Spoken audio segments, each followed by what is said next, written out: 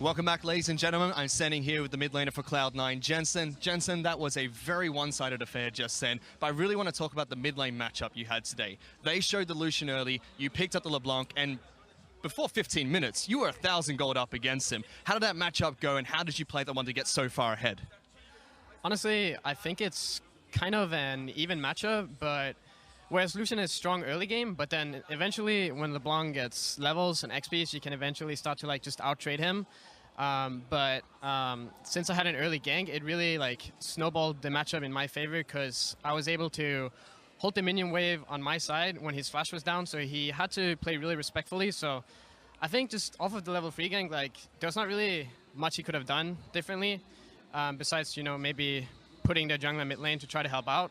Because if you don't have flash versus LeBlanc and your lane is deep in the enemy side, then you're in a pretty bad spot, and I think that's kind of just what happened. I think it just snowballed a lot off of the early game, and then eventually LeBlanc kind of wins out in that matchup, but since I had a really good early game, it was just, pretty easy from the get-go.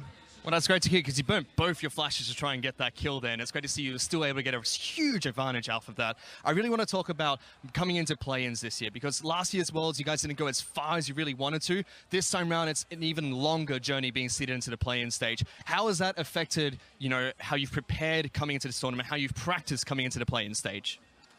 Honestly, I wouldn't say it has changed our practice much. I think we kind of just have the same approach. We're not playing disrespectfully or anything.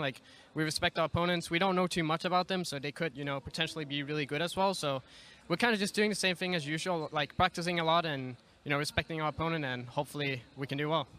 Well, your next match here today is going to be up against the Direwolves, and now their top laner has come out on Twitter after the group draw and said that he is going to destroy Impact, to which Impact has come out and replied to say that he has no idea who he is. I know you've had very similar words after the group stage draw. How do you feel about this matchup going into the Direwolves next?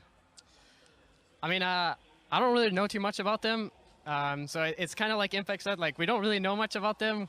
We don't really know who they are, so we're just gonna play our style, and I think we're definitely gonna be the better team. So I think we should be able to pull out a win here.